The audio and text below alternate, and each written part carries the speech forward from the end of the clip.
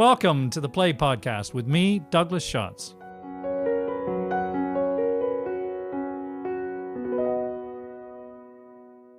Hello, and welcome to episode 35 of the Play Podcast, where we explore the greatest new and classic plays. I'm Douglas Schatz, founder and host of the Play Podcast. The curtain rises on the hold of a convict ship bound for Australia in 1787. The convicts huddled together in the semi-darkness. On deck, Second Lieutenant Ralph Clark counts the lashes as the sounds of a convict being flogged is heard. Dissolve to scene 2. A lone Aboriginal Australian describes the arrival of the first convict fleet in Botany Bay on 20th of January, 1788. He says, "A giant canoe drifts on the sea, clouds billowing from upright oars. This is a dream which has lost its way. Best to leave it alone." Some weeks or months later, the Royal Marine officers who govern the colony in New South Wales are struggling to enforce law and order as they seek to build a new civilization in their outpost settlement. 3 men are about to be hanged for stealing food. The officers flippantly suggest that hanging is the convicts' favorite form of entertainment. It's their theater. The enlightened governor of the colony is struck by another idea, that they might put on a real play to distract and entertain the imprisoned population, much against the view of many of his officers who think that any such culture would be wasted on their community of convicts and whores. This unlikely story of a theatre production being put on by convicts in the newfound colony of New South Wales is in fact true, for a group of those who were transported in what was known as the First Fleet to Australia did in fact put on a performance of George Farquhar's restoration comedy, The Recruiting Officer, in honor of King George III's birthday in June 1789. Almost exactly 200 years later, the artistic director of the Royal Court Theatre in London, Max Stafford Clark, commissioned playwright Timberlake Wertenbaker to adapt the story of this extraordinary theatrical enterprise into a new play that could run alongside their revival of The Recruiting Officer. Wertenbaker's play, Our Country's Good, premiered at the Royal Court in 1988, going on to win the Olivier Play of the Year award that year, and the Broadway production that followed was nominated for 6 Tony Awards. The play is now a common set text for theatre and English literature studies at both secondary and university level. It's a vivid portrait of the volatile mix of the 2 sections that make up this new society, the officers and the convicts. In the contrast between the two, and in the parallels drawn with the recruiting officer as the convicts rehearse the play within the play raises timeless questions about what makes for a country's good, or otherwise. The principles of justice and punishment, the stultifying constraints of class prejudice, the value and availability of education or culture, and particularly the redemptive potential of theatre itself. Our Country's Good is Timberlake Wertenbaker's best-known play, although she is the author of more than 24 other plays, including 3 Birds Alighting on a Field, After Darwin, Galileo's Daughter, and most recently, Jefferson's Garden and Winter Hill, as well as a number of translations and adaptations of Greek and French classics. Regular listeners will recognize the logic of our choosing to talk about Our Country's Good today, as it follows fresh on the heels of our episode devoted to The Recruiting Officer. I hope that this proximity will make the connections between the 2 plays all the more accessible and meaningful. It made even more inescapable sense that I should invite our expert guest from the last episode to pick up where we left off. As those of you who have listened to the Recruiting Officer episode will know, Matt Beresford has just finished directing the play at our local theatre, an enterprise that he was gracious enough to allow me to assist him on as assistant director. The logic of our continuing our collaboration with Our Country's Good is made completely compelling, for the 2 of us at least, by the fact that Matt has also now signed up to direct the play at the same theatre in the first half of next year. So, welcome back, Matt. Thanks again for being lured to join me on the podcast. Delighted to join you again, Douglas. Thank you for inviting me. For those who missed the last episode, a quick repeat of my proper introduction to you. Matt Beresford is a theatre director, speaker, trainer, and leadership coach. He spent 15 years working in business before retraining as a theatre director at RADA, followed by an MA at St. Mary's. He has directed a series of plays on the London Fringe and a number of productions for the amateur stage, including, of course, the recent triumph that was The Recruiting Officer for Teddington Theatre, a production that was actually rehearsed and staged in only 1 week from start to finish. I say a triumph. We both have to admit that it was an imperfect yet exuberant triumph. Matt also continues to combine his business and theatre experience to coach teams and senior executives on communication skills and leadership, and is passionate about exploring the parallels between theatre directing and creative leadership in business. So, welcome again, Matt. Let's kick off. I understand that you once acted in a lead role in Our Country's Good. So my first question is, what are your memories of that experience, and what stands out from the play for you? Yeah, I did. I played Ralph Clark, and as I've been rereading the play, of course, in preparation for this, and it's been wonderful. This is not great podcasting, but I'm going to show you, Douglas, my script with my highlighted words for Ralph. Yeah, I mean, I'd acted in a lot of musicals, acted and danced and sang through my childhood and early adulthood. And Our Country's Good was one of the first plays that I'd actually acted in. And so I was soaking up, lots of learning from the director, really terrific local director down in Portsmouth, where I'm from and where the production was put on.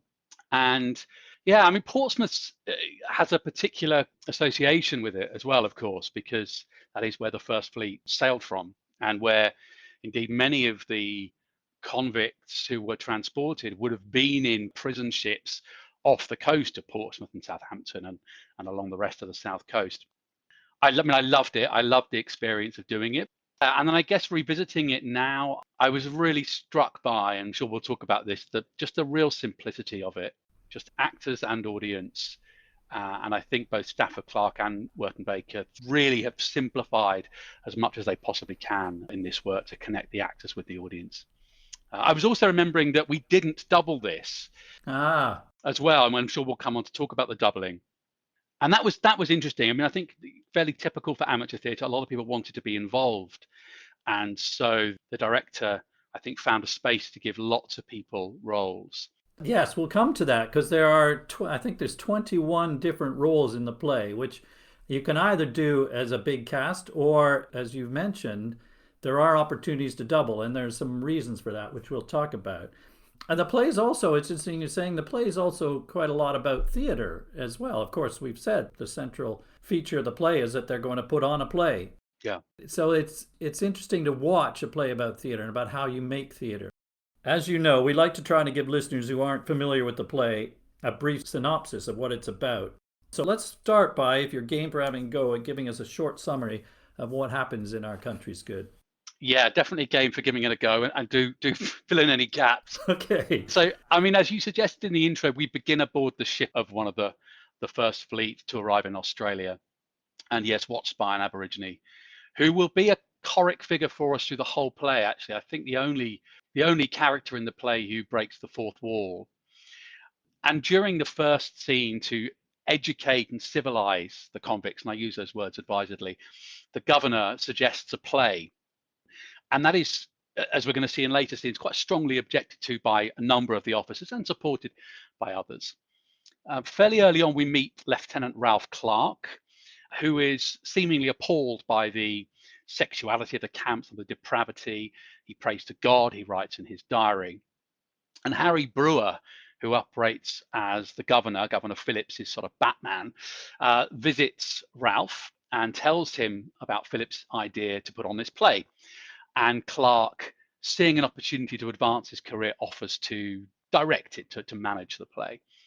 The convicts audition for it. Ralph casts it, including Liz Morden, one of the most challenging convicts, who Phillips really wants to be the main example through her redemption, through her education.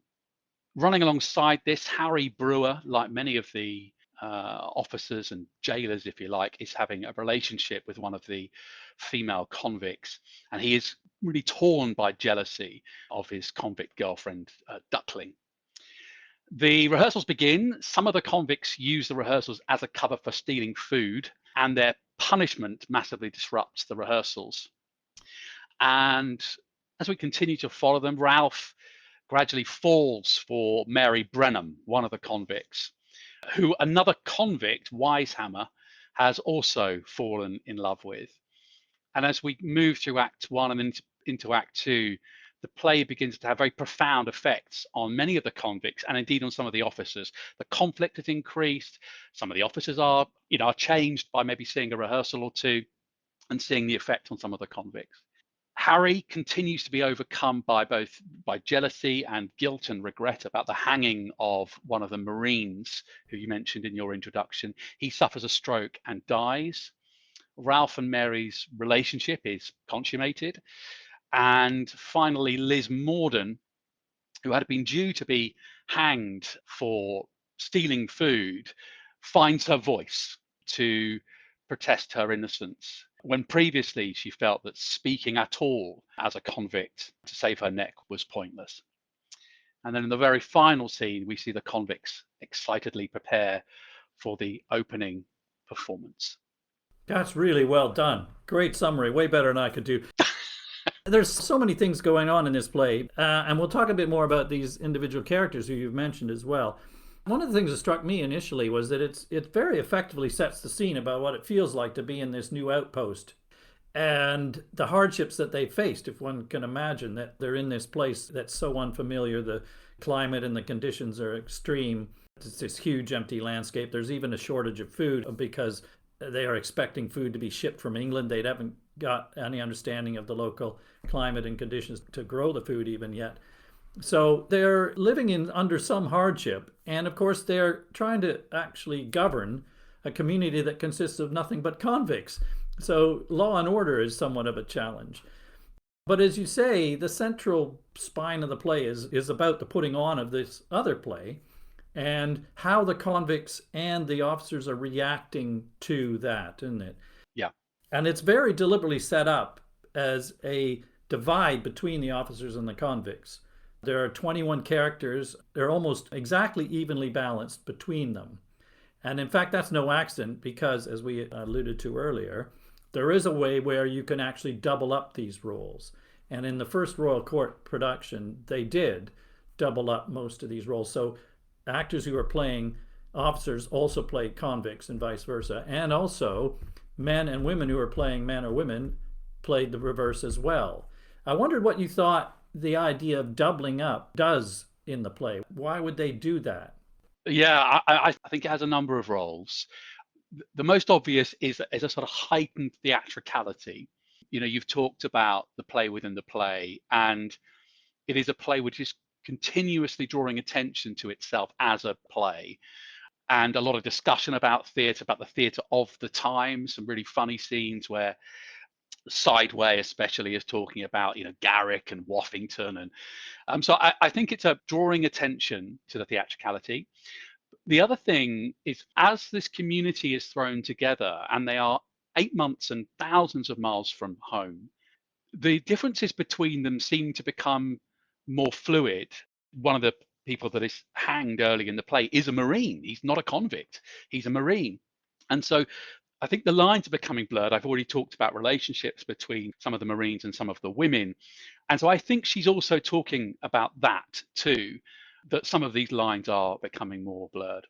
Yeah, I think there's definitely something in that because one of the themes I think is about the rigidity of society and the class system, and that actually those are all very arbitrary.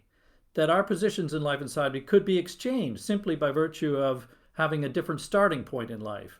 The officers could just as easily be convicts or vice versa with different original circumstances. And it's all to do with your birth or upbringing or class, which has determined your identity and the outcome. And there's a lot of debate, as we'll come to, about how their lives unfold for those reasons. But Brewer mentions that. So Brewer talks about exactly that in the first scene. I could have been one of the convicts. Phillips talks about that as well. And I think by the time they've got this far away, and you mentioned about food, suddenly the real basics of life, you've got the bottom of Maslow's hierarchy of needs, food, sex, shelter, these really basic things, they are common for everyone there. And that suddenly all becomes heightened. And I was just was having a quick Google yesterday about the military, and I know that food in the military is incredibly important. Food and kit is incredibly important. And I think the same is true in prison as well. Food becomes heightened because it's one of the only things to look forward to and to talk about and to enjoy. And there's a tension in the play, isn't there? They refer to the fact that the governor has decided that the convicts and the Marines should have the same rations. Yes. And obviously the officers object hugely to this. So that causes a tension. What about some of these characters you mentioned? Let's talk a little bit more about these individuals and what they're about. You did the role of Ralph Clark, which I think one might say is the main protagonist in the play. He's the one who, as you say, takes on the role of directing the play within the play. How would you describe what Ralph's all about and what his journey through the play is? Well, Ralph is probably, I think he might be the only officer who goes through a change. His character actually develops. I think what Wertenbaker does is most of the other officers don't develop at all, really. The convicts do, but I think he does develop through the play. And he begins seemingly, I mean, without painting too broad brushstrokes, but seemingly quite uptight, quite judgmental, fairly religious. And we get a sense of a degree of sexual frustration and perhaps repression. He's very focused on what he describes as the scene of whoredom at the women's camp. Yeah, he has a self-righteousness about this, which you distrust, of course. Yes, Because absolutely. he's sort of holier than thou, but you can also see that there's some element of temptation he's resisting, I think. I agree. Yeah, and self-righteous, I think, is a great description, and pretty humorless actually as well. He's pretty pious, wears that quite heavily, and as soon as he hears from Harry that Governor Phillips rather, is interested in perhaps putting on a play, that's it. Ralph grabs that idea. I could do that. He's seemingly very ambitious as well, and that's what kicks off his goal of directing this play to become noticed. Yeah, so he starts, as you say, with these very conventional views, I think. He's pretty straight up, Yeah. one of the conventional officers of his time. He's actually, at the beginning, he's in favor of the flogging on board the ship and of hanging the three convicts. As you said, he's ambitious for promotion. He's loyal to this governor. He has left a wife in England, and he seems to be very religious and loyal to her. But all of these conventional things, I think, start to drop away a little bit when he gets involved in the play. So there's an attractive ambiguity about the morality of his character and the development of his character, which the rest of the officers, there's not a lot of change, as you say, goes on in their journey in the play. Yeah. But what happens to Ralph? How do you see what happening to him? Well, I mean, exactly as you mentioned, actually, it feels like as he gets deeper into the play, into the rehearsals of the play, he becomes more aware of the convicts as individual human beings. As is fairly typical in some aspects of the police force and the prison officer population, it can be quite easy to see criminals as almost a kind of lump. My father was a police officer for most of his life, and I think there is a temptation to keep a force together to sort of separate society into good people and bad people. And therefore, the bad people are kind of almost indistinguishable. Ralph starts to see these individuals not as just lumpen convicts, but as individual people. And that's a big change for him. We've talked about the religious piece, and that also shifts, I think, because his first two scenes we see him when he's on his own, religion's really to the foremost in his mind, and that just drops away. I don't think he mentions God again after that second scene, and religion in total falls away in this play. So as he becomes more moral in our eyes, and we should always be careful judging the past by the present, but as he becomes more moral in our eyes, he becomes less religious. And maybe that's a thing that Wertenbaker is also saying. Well, of course, he ends up, spoilers here, of course, he ends up discovering a sexual love with Mary. Yeah. So he's obviously moved on from this kind of slavish devotion to his wife where he kisses her picture every night. I mean, it's described a bit like he treats her like she's a religious icon. And he says it to Mary at one point when they're starting to undress. I've never seen a woman before. And Mary says to him, not even your wife. And he says it wasn't right to look at her. So he sort of has some sort of idea about marriage, which is very, very religious. And therefore one, I guess, is led to believe not particularly passionate or sexually interesting. Yeah. Interesting that these characters are also, I read, were based on these real life people. As I said at the beginning, this was a true story. These people, Ralph Clark existed, and Wertenbaker consulted his journals. Same with Captain Arthur Phillip, who was the governor in chief in New South Wales. And he's an interesting figure because he's a more enlightened progressive figure. And he actually sees a responsibility for creating a new society in a more enlightened way, doesn't he? Yeah, and this is a time, of course, when people are learning about the stars and they're learning about nature as more and more of the world is being known to the Western world. And as you say, this is an opportunity to put Rousseau's ideas and Plato's ideas and into action. What is possible? Yeah, they're starting from scratch, aren't they? Starting from scratch, totally. What about the convicts, the key characters there? Can we describe a bit more about who they are? Yeah, they're beautifully drawn, actually, and particularly through the language that Wertenbaker gives them. And I know this production originally was very heavily workshopped, and it's just terrific how quickly she establishes real individual characters. It would have been fairly easy to just make everyone sort of a fairly bog standard working class characters, and she really doesn't do that, both in terms of where they've come from across the British Isles, and particularly in the way that they speak. Mary, we've already talked about. Mary, who is one of the most educated of the convicts, left school at 10, but that's degree more education than most. And she really blossoms through the play and through having the opportunity to act. And she starts as a fairly shy woman, and as I say, just blossoms through the opportunity to express herself and to be someone else and to play a character. Yeah, in particular, that of course, she takes on the role of Sylvia in the recruiting officer. Because Sylvia is a relatively strong minded, independent woman, she grows into that role, and that brings Mary along as a result. And as you said earlier, she's one of the few that can actually read. So if you can imagine the challenges putting on theater with this cast of convicts, most of whom can't read and have never seen a play, certainly never acted in a play. But you're right, she comes out of herself and becomes much more independent and strong minded.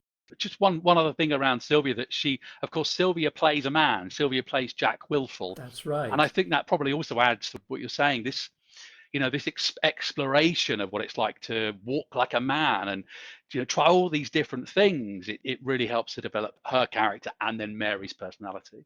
Yeah, at the very end, they're rehearsing how they will do the curtain call, and she actually puts herself in the middle of the cast line for the curtain call. I hadn't clocked that. That's great. Yeah, so that she moves deliberately as a step saying, listen, I'm center stage here. I am key character, which is a great statement of her gained confidence. Oh, lovely. You mentioned Liz Morden as character who plays Melinda in the recruiting officer play within the play, and that she is one of the most difficult of the convicts. What's her journey about? Yeah, so Phillips suggests her for the role of Melinda to Clark. I think he sees, well, if we can do something with her, if we can show that she can be redeemed by the civilizing influence of theatre, then anyone can. So she is really the kind of main guinea pig, if you like, in Phillips's experiment here, and is a very aggressive, you get a feeling that she's always on the edge, or she's got a kind of hair trigger temper through the early part of the play, and that the other characters, by their reaction to her, are aware that violence is always very close at hand with her. She has a total gift of a speech for the actor at the beginning of Act 2, all in canting language, sort of London criminal slang, really wonderful speech. And so the contrast between that speech, both that speech and how little she speaks earlier in the play and how aggressive she is, and the way that she will speak towards the end of the play, is a brilliant contrast that Wertenbaker establishes and really demonstrates the change that she has gone on. Yeah, that's fantastic speech. The speech is, as you say, in that language, which we'll talk about in a second, but it also gives her a history of her life where her father was a pickpocket and she ended up taking the rap for him at some point, and he betrayed her and she ends up in prostitution, and she's just had the most terrible life start, and as a result she's angry and bitter and dangerous and difficult, as you said, and feared by the others. But this language, Of course, the theater is built on words, and this play is a celebration of language in many ways as well, because there are all sorts of people who speak in different accents and different types of language.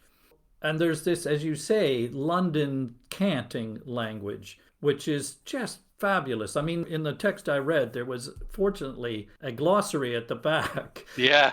with translations of numbers of these words because they're fantastic vernacular. I'm just going to share some of my favorites that come up in Liz's speech about her life. A nibbler.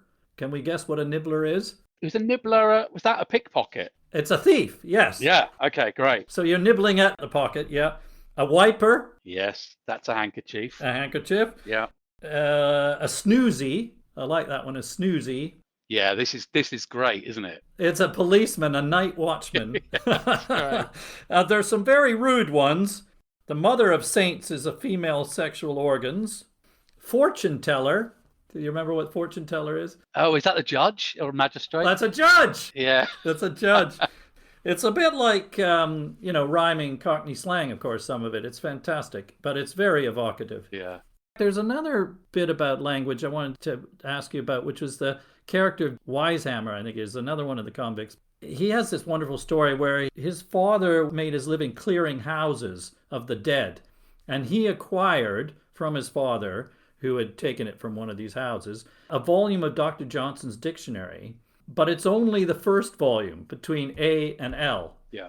And when he was young, he studied this. So he loves and is fascinated by words. And he regurgitates the meanings of words from the dictionary. But he only knows words from A to L. Yeah. So that through his dialogue, he's basically chipping in all the time, but only with words that start from A to L. It's a beautiful conceit, isn't it? It is. And his character is a really good example through the play of what could these people have been had they had a good education. Because he clearly had a love of books. That's probably the only book he ever read, so he read it continuously. So you get this idea through him that if only he had been able to read more books and be properly educated, what could he have made of his life? I mean, that's absolutely one of the themes of the play, isn't it? And I want to come to that in a second. Before I leave the language, it's just a couple of his words while we're on the words, that he gives these lovely definitions that he remembers from his dictionary. So, friend, for example, he says, that's a good word, short, but full of promise. I like that. And then he has another one. You have to be careful with words that begin with in, I-N. It can turn everything upside down. Injustice.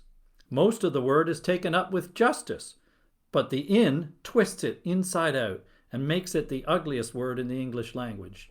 That's brilliant. So yeah, that sensitivity to language that he finds, it's touching but also highlights the argument about education, which is fundamental, I think, to the play, as is class. The idea, I think, is that the class is very rigidly fixed, and the officers have this assumption of superiority and an attitude to the convicts that they come from somewhere which they can't change, and there's no point in trying to change. And this, of course, affects the way that they behave in relation to how they exercise justice and punishment.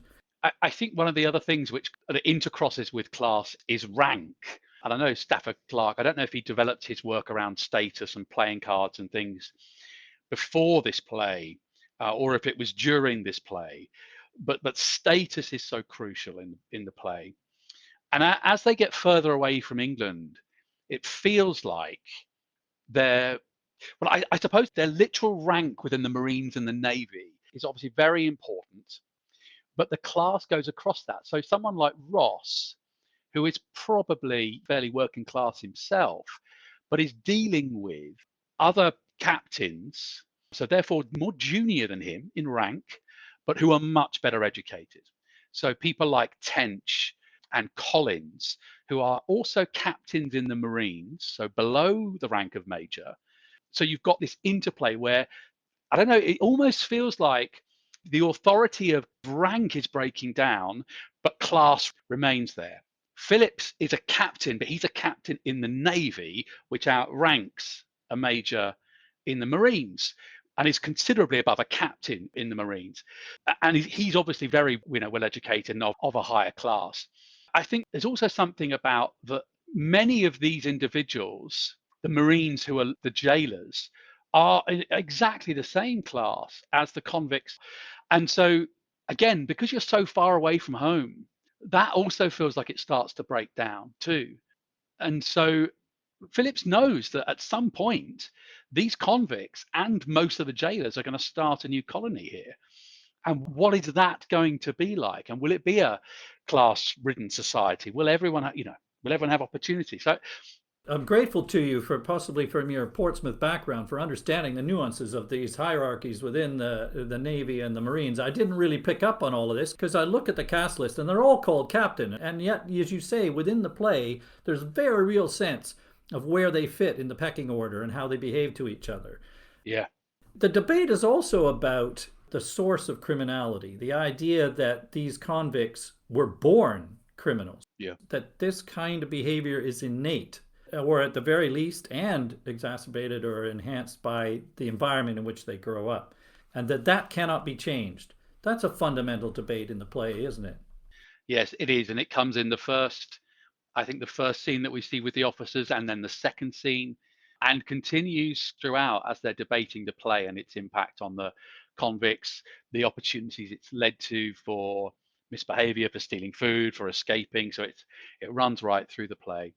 Yeah, I mean, Tench says criminal tendency is innate. We're talking about criminals, hardened criminals. They have a habit of vice and crime. Many criminals seem to have been born that way. It is in their nature. And he compares them to the local savages, of course. A savage is a savage because he behaves in a savage manner. To expect anything else is foolish. And all of this leads to their views about education or what is appropriate in terms of punishment. So he also says justice and humaneness have never gone hand in hand. The law is not a sentimental comedy, referring to the play, of course. But the captain has a different view, that they've already been punished in their long exile, being transported. And he literally says, surely they can also be reformed. And he tells the story of, from Socrates, of a slave boy who could become a mathematician. With education and support, a slave can be reminded of his own intelligence and finer qualities as a human being. So he believes in the possibility of rehabilitation through education, that this is not set in stone, that you're not born a convict and forever after that's all you can be. Yeah. And I think these are issues that are still relevant today. Oh, hugely. Yeah. If we think about the balance between punishment and rehabilitation in our prison system, what would you say? It feels like we're continually having this debate, and it's like the pendulum swings back and forth as things become softer for prisoners, and then there becomes pressure from parts of the press and media for punishment to be harsher. And then there is again a realization that recidivism rates are enormous, and Yeah. we can't just chuck people in prisons because they're going to come out at some point. I think that's the key point, isn't it? That Phillips makes, that the punishment is the exile. That's the punishment. It isn't that the punishment then has to continue forever. In the same way that when we send someone to prison, that's the punishment, the lack of freedom. It doesn't then follow that their entire life must be made hellish for some sort of revenge.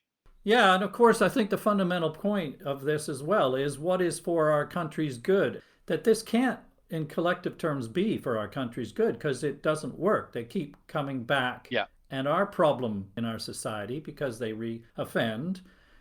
So this isn't really working for our country's good, let alone the individuals. And in fact, there's a reference in the play to the meaning of the title is that the convicts, one of the fundamental premises for why they're shipped away is that it's for our country's good. If we just get rid of these people from this island of England and ship them as far away as possible, that's it. We've got rid of the problem.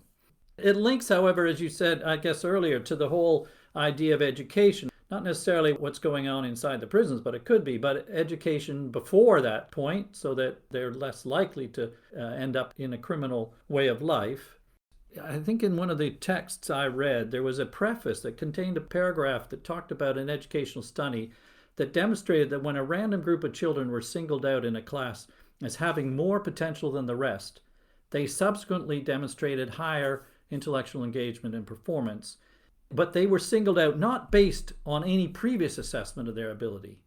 Yeah. But the teachers then ultimately gave them different levels of attention and encouragement with positive results. Mm. The point being, of course, that in the play, it's about opportunity, and that the benefits of education will follow, and that these opportunities should not be based on established privilege, and that the potential for personal growth and benefits from that are universal if you get access to it.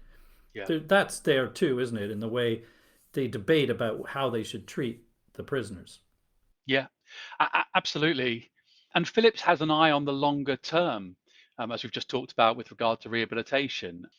At some point, these individuals have to be reintegrated into society. And regardless of an altruistic perspective, from pure self-interest for the society or indeed for the new colony, you want people who are better educated and have a greater sense of dignity and self-worth. And that comes in all sorts of ways. Education is a big factor in that. And the play is a way of encouraging people to read and to speak language that comes from a better education, I guess, than the slang language that they're used to using. They're doing something together. There's teamwork. There's all sorts of ways in which the activity of putting on a play is an educative one for the convicts. Yeah, that's exactly what I was going to come to, Matt. Well prefaced. Is the connection between education and theater. That there's also the theme about what the benefits are possible from culture. Yeah. And in this case, specifically the theater. That when it's suggested that they should put on the play, Tench, who's very anti, says ironically, perhaps we should build an opera house for the convicts. To which Governor Phillips says, we learned to love such things because they were offered to us when we were children or young men. Surely no one is born naturally cultured. So the idea, again, is access, I think. And he talks about the value of theater in social terms, but also in individual terms. So in social terms, the theater is an expression of civilization. The Greeks believed it was a citizen's duty to watch a play. It was a kind of work in that it required attention, judgment, patience, all social virtues. That's to watch the play, let alone to participate in it. And I've read somewhere that Wertenbaker said she wanted to explore the redemptive power of theater. I think this is a great subject, and particularly with you who have the experience of working in theater. What do you see that Wertenbaker is saying about what the goodness of theater is? Well, there's a lot. There's a lot in there. Yeah. Oh, well, that's fine. We can talk for a while about this one, I think. Yeah, I mean, I was thinking about this morning actually, about putting on a play and this idea of it being a sense of community. I think at some point Phillips says to Ralph, theatre company is like a little community and it needs its leader, and I was thinking about in some ways whether that's even richer in amateur theatre. And we obviously just went through that experience, a very intense one that you described earlier on, of putting on a play, The Recruiting Officer, just as the convicts do in Our Country's Good, in a week, in a very, very intense way. And it very much felt like a terrific community, both with the actors that were on stage, 15, 16 actors, and at least as many as that off stage, contributing to the production. And all sorts of things came out through that: energy and creativity and laughter and fun, just a real sense of community. And of course, we've just come out of a period where that's been denied to us, both in terms of theatre and in a wider sense. What many of us have missed through the last 18 months has been a sense of getting together with other human beings in person and with a purpose towards some goal. And I think particularly the prison plays that I think Wertenbaker saw, and there's some terrific correspondence early in the Methuen and Student edition that I have, where prisoners had put on Barker plays, and indeed then Our Country's Good. I get a tremendous sense of what can be achieved when a group of people come together to put on a piece of theatre. Yeah, I mean, you're absolutely right about that community. I felt it too in our collaboration as a group, feeling part of something bigger than you are. You learn about how to work with people, of course, and enjoy the energy that comes from such a shared application. And you see this in the play. how the group of convicts come together to support each other, how it becomes a constructive activity for them, and how they learn some individual sympathy and empathy, all of them. Yeah. And Max Stafford Clark said, this really struck me, that the play was written when Margaret Thatcher was famously saying, there's no such thing as society. This play is saying the opposite. Well, it's very striking that, I think, because early on, when people are desperate, when they need their most basic needs met for food and sex and shelter, then they are much more likely to be at each other's throats. True. And what a theatre production does, what this does for the convicts, is it makes them a group, right? It brings them together. They don't hate each other anymore. They are supportive of one another. And that, of course, is a threat as well to order. Once these people don't hate each other and are not at each other's throats, then they can represent a challenge to the established order.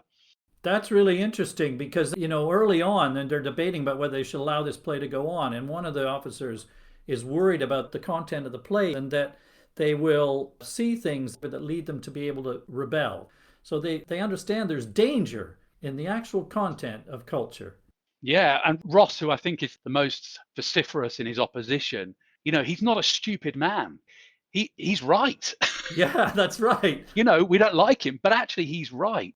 This will be a challenge to discipline. You are much better off if your objective is to keep people oppressed by not allowing them to do things like this.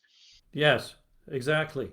The other thing, I would say about theatre, just in the wider sense, is that what this play demonstrates, both Our Country's Good and them putting on the recruiting officer, is the power of theatre in society to civilize and to educate and to bring us a great sense of community. What it doesn't do is give us a lecture. It doesn't berate us. It doesn't tell us what to think. The shared experience of human beings coming together to watch a play put on by other human beings about other human beings in challenging and morally ambiguous situations, people not saints, people not devils, but human beings facing challenge and facing situations where they're not quite sure how to behave. That, for me, is what great theatre is about. I think one has to be very careful when directing this play to ensure that characters like Ross and Tench are not pantomimic, that they are real characters with real genuine concerns. They are, like the convicts, 8 months away from home. They're being jailers when they're actually Marines, trained to be soldiers, not trained to be prison officers. They are suffering from a lack of food and the heat and all of these other things. And so I think it's very important that the characters are rounded and given a degree of sympathy as well. That's a great point. In fact, actually, Ross, you reminded me, Ross has a speech early on where he argues about the practicality of different types of education for convicts, about, agriculture or those sort of things that you would call vocational education. Well, he's quite an interesting example, along with Tench, I think, of a slightly English anti-intellectualism, which says, yeah, all very well and good, teach people how to read and do a play, but maybe farming might be a better idea. Maybe how to build a house might be a better idea. And when you read that piece at the beginning, I'm quite persuaded. Probably you're right. They haven't got any damn food, so teach them how to grow some food. Maybe that is more important. Yeah, and of course you made the point as well that he's not happy either. There's an outburst later on where he shows us how miserable he is in this hellhole, as he describes it. No, and that's the case often for the military. They are just sent. Off you go. That is you off to country X for the next 8 months of your life. They are, in many ways, no better than the convicts. And therefore, they take that out on the convicts. You mentioned the sadism earlier on. To some degree, it comes from that. And I just want to say one more thing on Ross while we're on him, which is the brilliant thing that Wertenbaker does with the language with him. He has this very peculiar way of speaking. He can't find the words to express how he feels in competition with these more learned, more educated, higher class men. And so it's like this frustrated, strange, alliterative language that he comes out with. It's really well done. And again, it's a gift for the actor. There is some pretty persuasive arguments, though, however, that Wertenbaker makes about the value of culture and theatre generally. And it's not just for the convicts, it's also for the officers. And we see that journey that Ralph Clark goes on. But at one stage, for example, Captain Phillip says, he talks about the experiencing of theatre and the language that you hear and the models of behavior that you see. He says the convicts will be speaking a refined, literate language and expressing sentiments of a delicacy that they are not used to.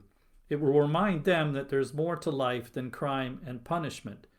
And it's the same for the jailers, really, that they will see the finer values on show, that Ralph suggests they'll be able to transcend the brutality and remember our better nature. There's a humanizing potential for anyone witnessing the theater.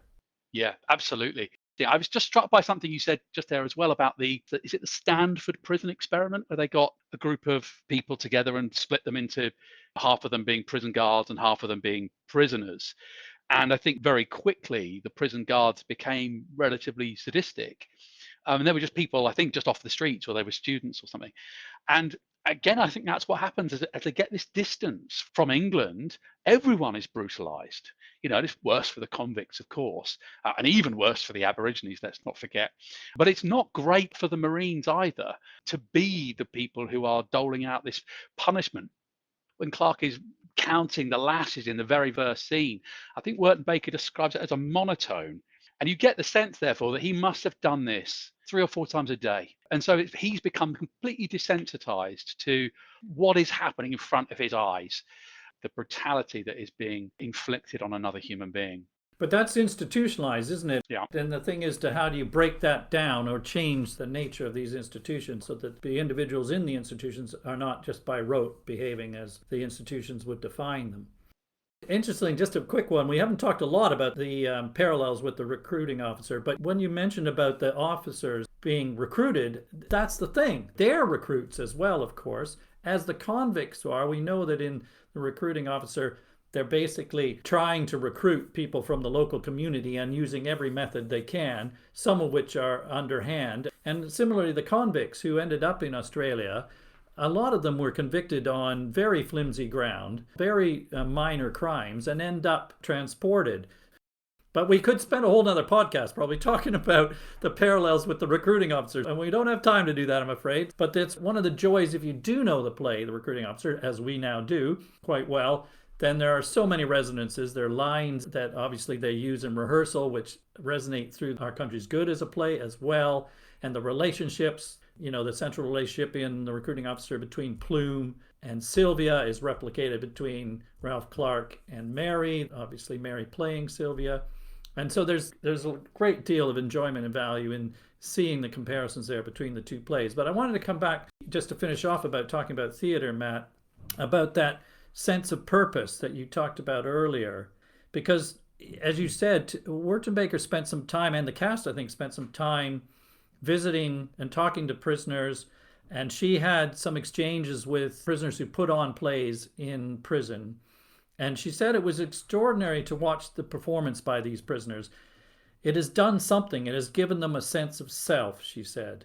And there's a lovely speech in the play, isn't there, where the convict playing Kite says, that he loves doing it because he's no longer has to be himself. Yeah. Who is the convict. He can forget everything else about his real life and predicament, and he can be someone else. And Mary, as we've said, certainly develops confidence as well. This sense of purpose they get is fantastic, and sense of self-worth that comes out of it. Yeah, it is.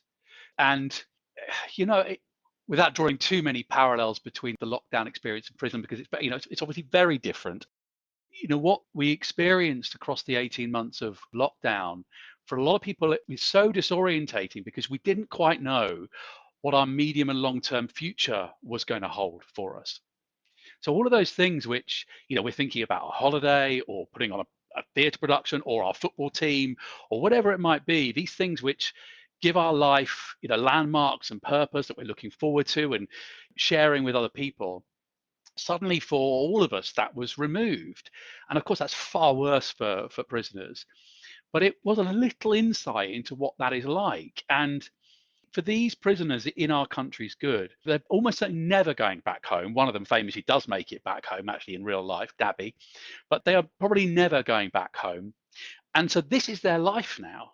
And what is that to be? And that could be a tremendously depressing experience. It could lead them to live purely for the moment in terms of, just sex and food and violence. But the sense of shared purpose, it gives them something different. I think that's what Wertenbaker's talking about there, that she saw in prison as well. And that is why that debate between Ross and Phillips about, should we teach them to farm or should we give them the arts? Both are important. That's really perceptive because I think we have all been trapped as well, and with so little scope, our activity curtailed in ways that's never been before. I think many people have found that psychologically challenging and still do, even coming out the other side of it to some degree, about finding that energy and purpose. And interesting, and not surprisingly, many of the convicts, the only future goal they could possibly set themselves is escape. Yeah. I think there are two final things to say about that idea of purpose, that towards the end, it's really heartening because Sideway announces at the end of the play that he's going to form a theater company to continue to put on plays in the colony. And he invites them all to audition tomorrow. And there's this great refrain where they all say, tomorrow, tomorrow, tomorrow. They have something to look forward to tomorrow. Yeah. It's just magical. It's absolutely brilliant, that moment. And then there's this wonderful pause after, as you get a sense of them all thinking about what the possibility now is. And of course, if we're going, to just slightly circle back to the idea of meta-theatricality, of course, it's one of the most famous quotes from Shakespeare as well. So, there is that. Yes. It's a completely different sense here, but there is also that. I just want to say one more thing, because we haven't talked about it too much, and that is this play is so funny. And you've mentioned Sideway, we've been talking about it with all the serious themes that it has, and it does have all of that. It is so funny. We're not laughing at the characters generally, we're really laughing, kind of alongside them. But the misunderstandings and the exploration of what theatre is, what acting is, what it means to be good at being an actor. Some of it's about the ridiculousness of acting and theatre. It's a total joy. Yeah, they do a couple of rehearsals, the first scenes, as you can imagine, getting this ragbag of people together to try and kick off doing something as refined as the recruiting officer in language and things. It's just classic debacle, really, of early rehearsing, and as is any production, as we've discovered, I think, Matt. Yeah, that's right. There's a line about the purpose of theater that came from one of the letters that the prisoners sent to Wertenbaker, who had been involved in performing in the prison. And he said, "Prison is about failure normally, and how we are reminded of it each day of every year. Drama, and self-expression in general, is a refuge and one of the only weapons against the hopelessness of these places." There's another thing I wanted to ask you about in terms of the play as an historical play. So, as we've obviously said, this is set in 1789, and there is a debate even in the play that touches on this, where Dabby says about the recruiting officer, why do we have to do this old play? I want to see a play that shows life as we know it. So in her case, it's not a play about the rich, but about the society that she knows. And also saying something along the lines of, why can't we do a play about now? What is the value of doing this play about ancient history when that world and that language is so different to our own? It's an interesting challenge. What do you say to that in terms of this as an historical play and the relevance and point of doing that? Yeah, clearly, a lot of the themes that come up through this, we've already talked about, certainly in terms of prison, in terms of the value of theatre. And one of the historical things now that's interesting looking back on this play is that this is towards the end of Thatcher's time as Prime Minister. And I think subsidies were being very heavily cut at the time. So this play in and of itself is reflecting on things that really mattered to theatre makers and audiences in the 1980s, whilst reflecting 200 years previously. I think one of the things that doing a play in the past does enable, that distance, is what I talked about earlier on. It enables Wertenbaker to be more rounded with the characters, to give everyone a voice without it being too didactic. Whereas if it was a play about the value of theatre in the 1980s, maybe set in a UK prison, it may have been more of a challenge for her to tell all sides with the same level of distance. I think it's easier to have the distance when it's set further away. I think it might be that it helps the audiences to come to it with more open minds. So we're not stuck with the vested interests of our positions of today, Yes. which, as we know in the debates that go on now, are really solidified and become quite toxic even. Yeah. It's very hard to get yourself out of those positions, I think, if you relate it to the here and now, whereas it becomes more of an academic exercise, perhaps, something you have a distance from that you can therefore debate more objectively. I think that's right. I'm minded, I suppose, of, if one went to see a drama about Brexit, for example, right now, it would be very challenging for any writer, director, the actors to really take a nuanced position on it. Whereas if you did a play, I don't know, if you did St. Joan or Henry V or something which is also reflective of Britain in Europe, then one might bring to that a very different perspective. The distance might help. I mean, we haven't talked, there's a whole theme in the play about colonialism. We haven't talked about that because one of the interesting things, of course, is that we have the benefit of 200 years of hindsight of what has happened in Australia after this beginning. This is the beginning. Yeah. And one of the key figures, of course, in that respect is what you described earlier, the choric figure of the Aborigine, who just appears several times with a single line each time as a commentary of basically expressing his perspective, or the Aborigine perspective, on what he sees.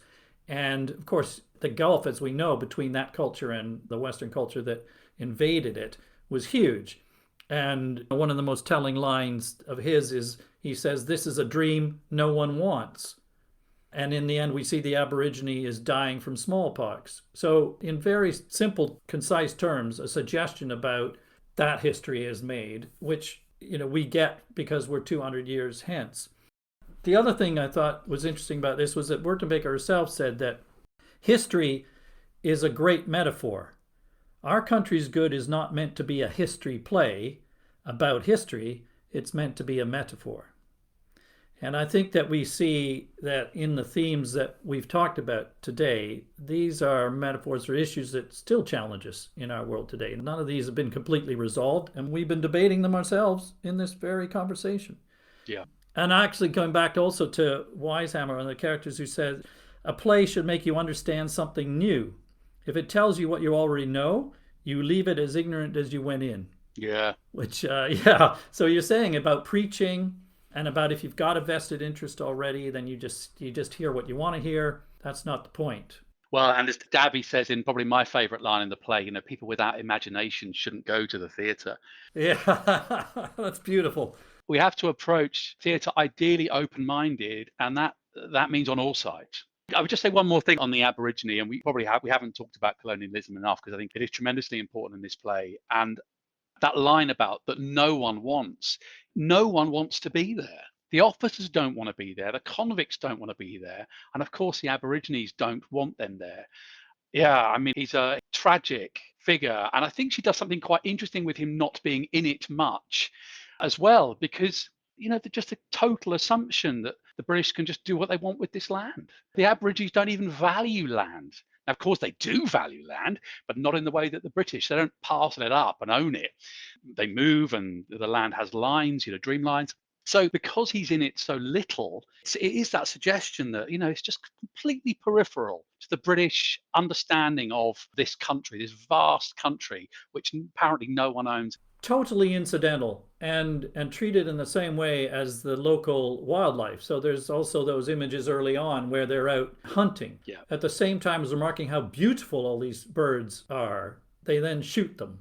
Yeah, because what you do as an 18th century man is you find something and you shoot it so you can then display it, so you can own it.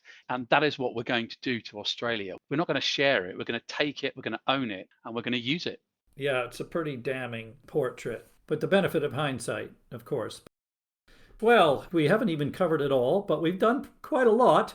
Yeah. And we're certainly over time, Matt. So thank you so much for this discussion. I've really enjoyed it. And I really look forward to collaborating on doing this play at some point next year. Yeah, fingers crossed. As you know, one of the traditions of the podcast is that I like to ask my guest to recommend a play that we could cover in a future episode. And I know last time you volunteered a musical. Have you got another one up your sleeve that you might like to recommend? Not a musical. I thought I would be nicer to you and give you a play this time. So I've chosen Moira Buffini's Handbagged, which you may well know. Margaret Thatcher's a character. Margaret Thatcher is a character, yeah. It's based around the relationship between Margaret Thatcher and the Queen. I was particularly keen to suggest it because of what's come up a couple of times today. What Buffini does, I think, really brilliantly well is she doesn't tell the audience what they are supposed to think about these women. It would be very, very easy for her to have made Thatcher a thoroughly unlikable character. Mm-hmm. I don't know what Buffini's politics are, and that, I would repeat, is a really good thing. That I don't know what they are, having seen the play a lot. My wife was in this play in Keswick at Theatre by the Lake in a recent revival of it, and I loved it. And it was very interesting to see people that on the surface assume were maybe more right-wing and others that more left-wing, and everyone loved it. Everyone came out of it taking what they wanted to take from it. Maybe they learned something new. Maybe they had a slightly newfound respect perhaps for the human beings as opposed to maybe the politics. And I think that is what great theatre is all about, bringing people together with a greater understanding about human beings and some of the challenges that they face, rather than being divisive and didactic. Well, exactly. Be careful how you judge, be open-minded, all of that we've been talking about. That's great. Excellent suggestion. Thank you very much. And thank you for your time again today, Matt. It's great to see you. Very welcome. Thank you. As the curtain falls on these two 18th century dramas, how would we answer Dabby's challenge? Why can't we do a play about now that shows life as we know it? Has this play succeeded in making us understand something new, as John Weishammer's maxim would have it? Perhaps the answer to both questions is that the discourse that we witness about truth as the cornerstone of justice, about the systemic cruelties of imprisonment, the belief in the transformative value of education and the failure to share it equally, the inviolability of women's bodies, the civilizing power of the arts, and the theatre in particular, may not in fact be new, but are certainly about now. Our addressing these timeless issues can only result in our country's good today. Thanks for listening. See you next time.